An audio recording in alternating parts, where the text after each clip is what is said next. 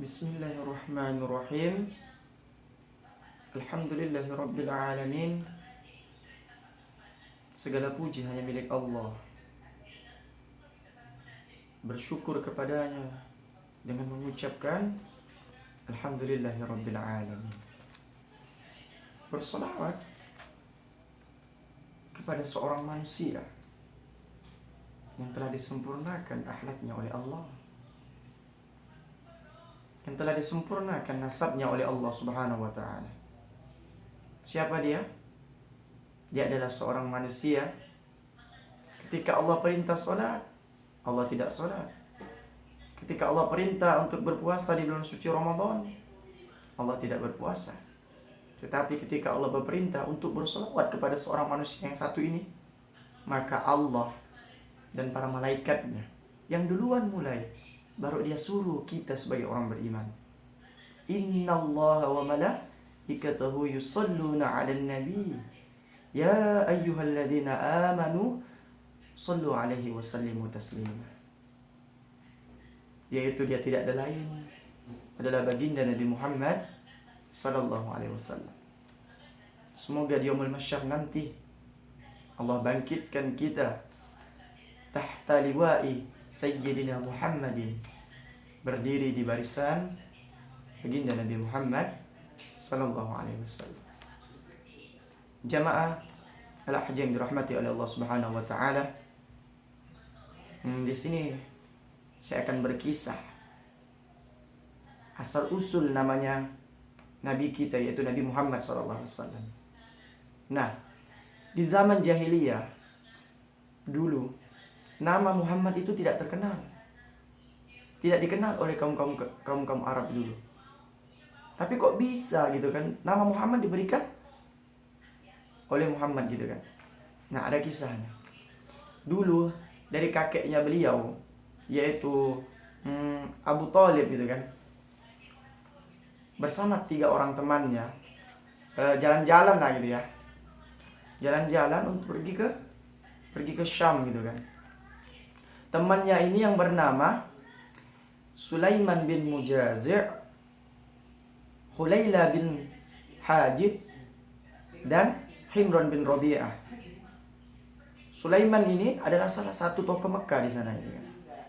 Nah, ketika dalam perjalanan dijumpailah oleh yaitu pendeta Nasrani.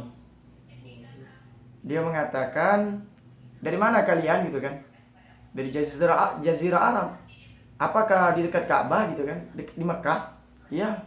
"Nanti di kota kalian akan lahir seorang nabi terakhir, yaitu yang bernama Muhammad," gitu kan. Nah, semenjak itu bertiga orang ini terkejut gitu kan. Kenapa terkejut? Dari mana kamu tahu gitu kan? Kata pendeta, ini dari kitab kami gitu kan, kitab Injil gitu kan. Nah, jamaah al-ahjam dirahmati oleh Allah Subhanahu wa taala. Nah, setelah itu mereka berempat ini berazam ketika pulang nanti harus memberi nama Muhammad kepada anaknya atau cucunya gitu kan. Nah, ketika pulanglah ke kampung halaman, tidak ada Allah takdirkan kecuali Abdul Muthalib yang pertama mendapat cucu, yaitu dari anaknya Aminah, menantunya Aminah, dan anaknya Abdullah. Nah, jamaah al-ahjam dirahmati oleh Allah Subhanahu wa taala.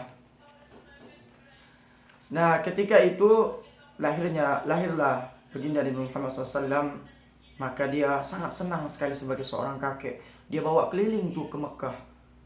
Keliling, sesungguhnya anak ini menjadi orang yang besar nantinya, dan aku memberi namanya Muhammad gitu kan. Masya Allah. Ini adalah salah satu asal usulnya kenapa Nabi Muhammad, nama Muhammad itu diberikan nama Muhammad gitu kan. Masya Allah. Jemaah al-ahjam dirahmati oleh Allah Subhanahu wa taala. Di sini saya akan bercerita juga tentang sebuah hadis riwayat riwayat Bukhari gitu kan. Yang mana yang akan saya ambil dari contoh kisah seorang tentang persahabatan gitu kan. Persahabatan seorang muslim dan satu lagi non muslim gitu. Yang dulu sama-sama kafir sebelum Islam datang. Gitu kan, yaitu Sa'ad bin Mu'az. Nah, Sa'ad bin Mu'adz ini ketika dia meninggal dunia, arsy-Nya Allah itu bergoncang. Bergoncang karena keimanannya luar biasa. Pemimpin Ansor, gitu kan. Nah, waktu setelah Islam datang, gitu kan. Nah, Sa'ad bin Mu'adz ini masuk Islam. Sedangkan sahabat dekatnya itu Umayyah bin Khalaf gak masuk Islam. Gitu kan.